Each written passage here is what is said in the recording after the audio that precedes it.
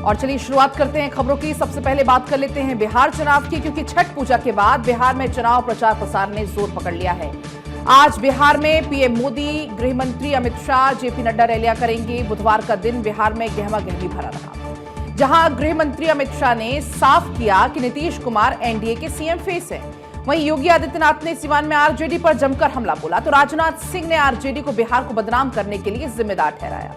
तो वहीं तेजस्वी यादव और राहुल गांधी ने भी अपनी रैलियों से महागठबंधन में जान फूंकने की कोशिश की। ओवैसी ने भी मुस्लिम वोट बैंक साधने के लिए महागठबंधन पर जमकर हमले किए। नीतीश कुमार और चिराग पासवान ने भी ताबड़तोड़ प्रचार किया। लेकिन बिहार चुनाव में आज का दिन बहुत खास रहने वाला है।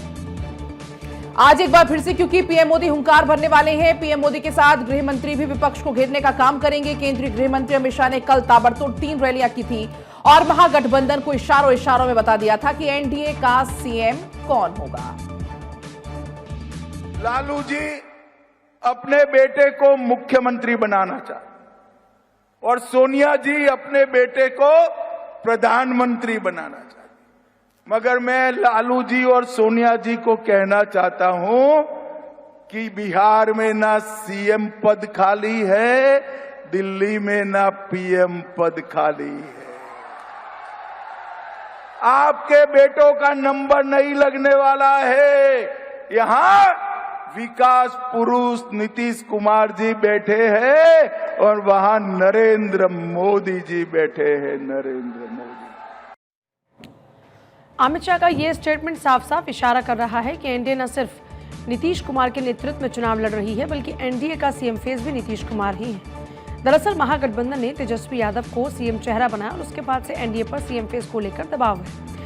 अमित शाह ने जिस तरह से अपनी बात कही और सीएम फेस को लेकर बोला, उसके बाद ये सारा कंफ्यूजन खत्म होता नजर आता है। अमित शाह यही नहीं रुके, उन्होंने शाम को ट्विटर पर एक ट्वीट भी किया और उन्होंने लिखा है इस पोस्ट में, लालू जी की इच्छा उनके बेटे तेजस्वी मुख्यमंत्री बन जाए, सोनिया जी की भी इच्छा उनका बेटा पीएम बन जाए।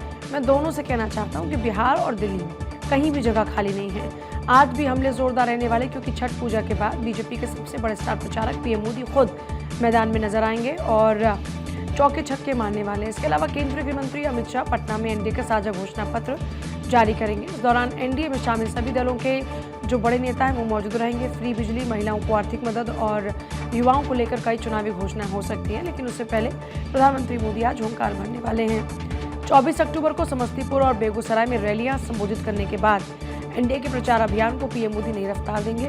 पीएम मोदी बिहार विधानसभा चुनाव के मद्देनजर 2 महत्वपूर्ण चुनावी रैलियों को संबोधित भी करेंगे। अब देखिए, पीएम मोदी सुबह 11 बजे मुजफ्फरपुर में जनसभा को संबोधित करने वाले हैं। दोपहर 12:45 पर छपरा में मतदाताओं से संवाद करने वाले हैं और पीएम मोदी के साथ गृह मंत्री अमित शाह विपक्ष पर तीखे हमले भी करेंगे। केंद्रीय गृह मंत्री अमित शाह आज बिहार दौरे पर हैं और दिन भर में उनकी 4 चुनावी जनसभाएं हैं। पहली रैली सुबह 11 बजे लखीसराय जिले के सूर्यगढ़ा विधानसभा क्षेत्र के केआरके मैदान में, मुंगेर के जमालपुर में 12:45 पर, 2 बजे नालंदा के इस्लामपुर विधानसभा, आखिर में 3:15 बजे मनेर विधानसभा क्षेत्र के पालीगंज में जनसभा को संबोधित करने का उनका कार्यक्रम रहेगा। पीएम मोदी और गृह मंत्री अमित शाह के साथ साथ आज बीजेपी अध्यक्ष जेपी नड्डा, मुख्यमंत्री पुष्कर धामी चुनावी मैदान में बीजेपी के लिए धुआंधार प्रचार करने वाले हैं। जेपी नड्डा भी आज बेगूसराय और नालंदा में 2 रैलियां करने वाले हैं। आज नगर नौसा में एक विशाल जनसभा उनकी होगी। ये रैली एनडीए समर्थित जेडीयू प्रत्याशी हरिनारायण सिंह के पक्ष में आयोजित हो गई है और ये पहला मौका है जब बीजेपी के राष्ट्रीय अध्यक्ष जेपी नड्डा नगर नौसा का दौरा करेंगे। स्थानीय जो एनडीए कार्यकर्ता हैं, इस कार्यक्रम को लेकर खासा उत्साह उनमें देखने को मिल रहा है। करीबन 2 बजे नगर नौसा जेपी नड्डा पहुंचेंगे। बिहार में अगर बिहार वासियों को किसी का सबसे ज़्यादा इंतजार है तो वो है पीएम मोदी, जो बीजेपी और एनडीए के गेम चेंजर हैं। चुनाव में सारा माहौल अपनी तरफ मोड़ने में महारत उनको हासिल है। इसके लिए हम आपको लेकर चलते हैं बिहार में। हमारे जो सहयोगी धनंजय इस वक्त मौजूद हैं। धनंजय, प्रधानमंत्री नरेंद्र मोदी, गृह मंत्री अमित शाह, जेपी नड्डा समेत तमाम बड़े नेता बिहार में ही डेरा डाले हुए हैं। लगातार जनसभाएं, चुनावी रैलियां, पीएम के कार्यक्रमों को लेकर कैसा उत्साह लोगों में देखने को मिल रहा है और क्या तैयारियां हैं? देखिए पूजा, हम मुजफ्फरपुर में मौजूद है और यहाँ पे कुछ देर बाद यानी 11 बजे के आसपास शुगर मिल मैदान में प्रधानमंत्री मोदी बिहार की जनता को संबोधित करेंगे। आज 2 रैलियां हैं, एक छपरा और मुजफ्फरपुर में, क्योंकि इससे स्टार प्रचारक के तौर में अमित शाह भी पहुंच रहे हैं, जेपी नड्डा भी आ रहे हैं, लेकिन हम मुजफ्फरपुर में मौजूद, यहाँ पे 11 विधानसभा सीट है, 11 विधानसभा में कड़ी टक्कर है, 50-50 का रेशियो रहता है। पिछली बार की अगर बात की जाए तो इस बार चाहती बीजेपी के 11 में से ज्यादा सीटें निकाल सके, इसलिए प्रधानमंत्री रैली का यहाँ पे आयोजित किया गया। और यहाँ पे देखिए कास्ट फैक्टर भी रहता है, स्वर्ण जो जाति है उसके लिए यहाँ पे जाना जाता है, उसको भेलने की कोशिश की जाएगी। यहाँ की जो मुद्दे हैं, शुगर मिल का जो मुद्दा एक हावी है, उसको भी चाहेगी कि बीजेपी अपनी ओर, जो महिलाओं को जिस तरह से सम्मान दे रही है उसको अपनी ओर खींचे और यहाँ पे 11 सीटों को खींचने की कोशिश। देखिए हमारे पास यहाँ पर स्थानीय जो रिपोर्टर, उससे भी बात करेंगे, विकास है। विकास, क्या लग रहा है, आप यहाँ कवरेज करते हैं, किस तरह से माहौल लग रहा है प्रधानमंत्री का रैली होने के बाद, क्या लग रहा है? निश्चित रूप से प्रधानमंत्री की जो ये रैली होने जा रही है बेहद ही महत्वपूर्ण रैली है, क्योंकि प्रधानमंत्री की आज 2 रैली होनी है, एक मुजफ्फरपुर में। तो मुजफ्फरपुर में रैली होने का मतलब खासकर ये जो मोतीपुर का इलाका है, यहाँ से करीब 2 दर्जन से अधिक जो है वो सीटें जो है वो साथी है, मतलब बीजेपी साथी है, क्योंकि इन्हीं इलाकों में सबसे ज्यादा सीटें जो है वो एनडीए के पास है। क्या मुद्दा रहने वाले, इसे भुलाने की कोशिश करेगी भी? निश्चित रूप से जो 2-4 मुद्दे रहे हैं जो प्रधानमंत्री के वादे थे, एक तो एयरपोर्ट का मुद्दा था जिसको उन्होंने खत्म कर दिया है, और एयरपोर्ट का मुद्दा अब चूंकि बनने जा रही है, जो पता ही एयरपोर्ट का था।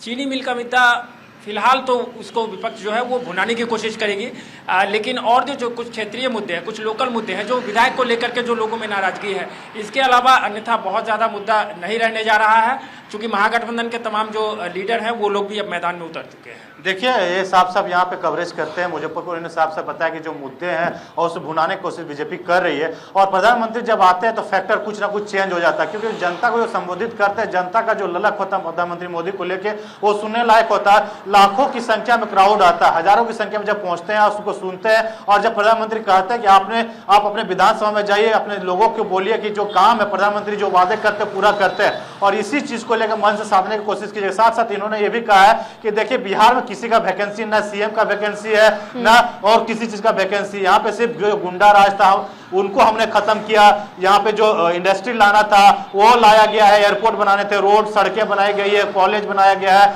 तो तमाम चीजें जो वादे किए गए थे वो वादे यहाँ पे पूरे किए गए, और जो वादे बाकी है प्रधानमंत्री उनको बताना भी चाहते। देखिए कल अमित शाह ने भी मामले को वही उठाया कि जो यहाँ पे रोहिंग्या मुसलमान है, साथ साथ PFI जो था उनको खत्म किया था बिहार में, तो यही तमाम मुद्दे यहाँ हावी है। युवाओं को रोजगार देने की बात है, महिलाओं को जो सम्मान दिया जा रहा है, रोजगार से जोड़ने की बात की जा रही है, कृषि क्षेत्र को विकास करने की बात की जा रही है, तमाम ये मुद्दे प्रधानमंत्री मोदी अपने रैलियों में संबोधित कर रहे हैं। साथ ही साथ जो लैंड फॉर जॉब का मामला, उन मुद्दों को भी भुनाने की कोशिश करते हैं। जो कहा जाता है कि राबड़ी, लालू और तेजस्वी जो है वो जमीन लेके नौकरी देते हैं, तमाम मुद्दे यहाँ पे हावी है। भ्रष्टाचार का मुद्दे जो था वो हावी है। तो इन मुद्दों को लेकर प्रधानमंत्री जनता को संबोधित करें, कोशिश की जाएगी कि मुजफ्फरपुर की जो जनता है, जो 11 सीट वोट करने वाली है, 6 तारीख को ज्यादा से ज्यादा सीटें यहाँ से निकल के आए, क्योंकि ये जो जिला है एक अपने आप में मायने रखता है, कई इंडस्ट्रीज एरिया है, और यहाँ से देखिए एक लीची सबसे पहली बात है, जो कहा था कि यहाँ से विदेशों तक लीची जाएगी, उसको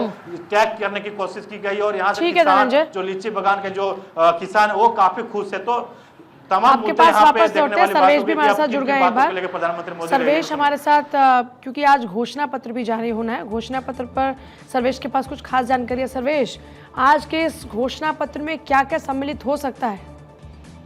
देखिए पूजा, 2 ड्राफ्ट तैयार किया गया था घोषणा पत्र को लेकर, और दोनों ड्राफ्ट अमित शाह के सामने कल रात में रखा गया था, जिसमें से एक ड्राफ्ट पर अमित शाह ने हरी झंडी दिखाई है, और उस ड्राफ्ट को आज पेश किया जाएगा। माना जा रहा है कि शाम के वक्त इस ड्राफ्ट को लेकर एक प्रेस कॉन्फ्रेंस किया जाएगा, जिसमें एनडीए घटक दल के तमाम बड़े नेता मौजूद रहेंगे, क्योंकि पूरे दिन आज रैलियों का दिन है। तो रैलियां खत्म होने के बाद शाम को घोषणा पत्र जारी किया जाएगा। जहां तक घोषणा पत्र की बात है, तो सबसे ज्यादा जो अहम मुद्दे हैं इसमें युवाओं को लेकर, महिलाओं को लेकर, इसके अलावा ये जो 5 साल होना है, जो बिहार में जो सरकार बनेगी वो औद्योगिक क्रांति की सरकार होगी, और इस 5 सालों में औद्योगिक क्रांति बिहार में आएगी। इस तरह से घोषणा पत्र जो सूत्रों के जानकारी मिल रही है कि उद्योग के दृष्टिकोण से ये 5 साल बेहद अहम रहने वाले हैं बिहार के लिए, क्योंकि बिहार में कोई उद्योग धंधे नहीं है, और उस दिशा में बड़ी पहल एनडीए की सरकार करने जा रही है। निवेश के दृष्टिकोण से भी ये 5 साल, अगले 5 साल काफी महत्वपूर्ण होंगे। रोजगार का लक्ष्य रखा गया है, 1 करोड़ रोजगार देने का लक्ष्य रखा गया है।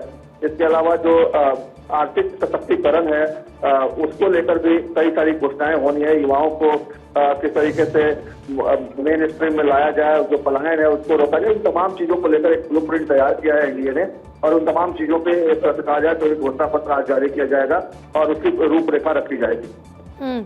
ठीक है सर्वेश, बहुत शुक्रिया आपका फिलहाल पूरी जानकारी के लिए।